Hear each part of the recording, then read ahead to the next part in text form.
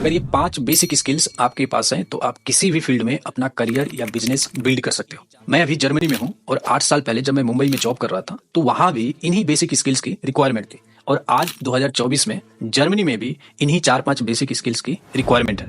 कुछ चीजें कभी नहीं बदलती हैं, जैसे कि राइटिंग। हमारे पास मेनली 2 ही तरीके हैं कम्युनिकेट करने के लिए, लिखकर या बोलकर। यही 2 तरीके हैं बातचीत करने के लिए। आज से 10,000 साल पहले जब पत्थरों पे लिखते थे तब भी राइटिंग की इंपॉर्टेंस थी और आज इससे लिख रहे हैं तब भी राइटिंग की उतनी इंपॉर्टेंस है। चाहे आप स्टूडेंट हो, एम्प्लॉय हो, बिजनेस कर रहे हो या फिर कंटेंट क्रिएट कर रहे हो, हर जगह राइटिंग की जरूरत है। सेकंड बेसिक स्किल स्पीकिंग है, जिसको कई अलग अलग नाम दे दिया गया है। Communication skill, story telling, presentation skill, and. इन सबका एक ही मतलब, आप अपनी बात को एक इंटरेस्टिंग तरीके से लोगों के सामने रखते हो और लोग उस बात को समझ जाते हैं।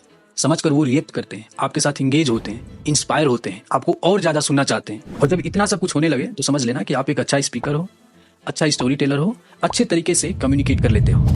थर्ड बेसिक स्किल है लैंग्वेज। अगर लैंग्वेज की इंपॉर्टेंस समझनी है ना तो एक बार इंडिया के टियर 1 सिटीज में जॉब अप्लाई करके देखो, फिर आप रियलाइज करोगे कि इसके बिना तो काम ही नहीं होने वाला है। मेरे केस में जर्मन लैंग्वेज इंपॉर्टेंट है because I am living and working in Germany. आपके केस में हिंदी, इंग्लिश या कोई अदर लैंग्वेज भी हो सकता है। नेक्स्ट बेसिक स्किल टेक्नोलॉजी है। बेसिक टेक्नोलॉजी से मेरा मतलब ये है कि आप अपने डिजिटल डिवाइस को हैंडल कर लेते हो। बेसिक इंटरनेट स्किल्स हैं, जैसे कि वेब ब्राउजिंग हो गया, ऑनलाइन रिसर्च हो गया, ईमेल यूजेज हो गया और साइबर सिक्योरिटी की भी थोड़ी बहुत जानकारी है। आप पासवर्ड और डेटा प्रोटेक्ट कर लेते हो, अपने पेमेंट सिस्टम को सिक्योर रखते हो और इसके अलावा सोशल मीडिया प्लेटफॉर्म को पर्सनल और प्रोफेशनल लेवल पर ठीक ठाक यूज कर लेते हो। तो आपका बेसिक टेक नॉलेज ओके है। और लास्ट बेसिक स्किल है जिसको मैंने CTD का नाम दिया है।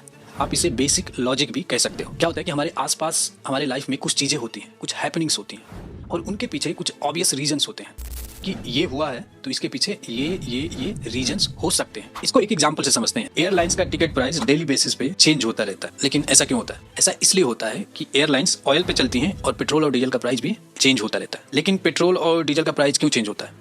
सप्लाई और डिमांड की वजह से। किसी दिन बहुत ज्यादा डिमांड होती है, किसी दिन बहुत कम। ओके, लेकिन सप्लाई और डिमांड क्यों चेंज होता रहता है? तो सप्लाई और डिमांड हमारी वजह से चेंज होता रहता है। हम कभी बहुत ज्यादा ट्रेवल करते हैं फेस्टिवल टाइम में, वीकेंड पे, कभी एकदम कम करते हैं। तो ये सारे हिडन रीजंस या कनेक्शन है जिसकी वजह से एयरलाइंस का टिकट प्राइस डेली या वीकली बेसिस पे चेंज होता रहता है। ऐसे ही हमारे आसपास हमारे लाइफ में बहुत सारी चीजें होती हैं जिसके पीछे कुछ हिडन रीजंस होते हैं, कुछ कनेक्शन होते हैं। अगर आप उस हिडन रीजंस को और कनेक्शन को देख पा रहे हो then you are ready for CTD। अगर एक बार ये सारे बेसिक सही हो गए तो आपके पास एक स्ट्रॉन्ग बेस हो जाएगा और इसी को आप स्टार्टिंग पॉइंट बनाकर किसी भी फील्ड में अपग्रेड कर सकते हो। ये ठीक घर बनाने जैसा है। जब घर बनता है तो ग्राउंड फ्लोर पर 4-5 पिलर लगाए जाते हैं और उन पिलर्स को एक्स्ट्रा स्ट्रॉन्ग बनाया जाता है ताकि फर्स्ट, सेकंड, थर्ड या फोर्थ फ्लोर तक घर बनाया जा सके।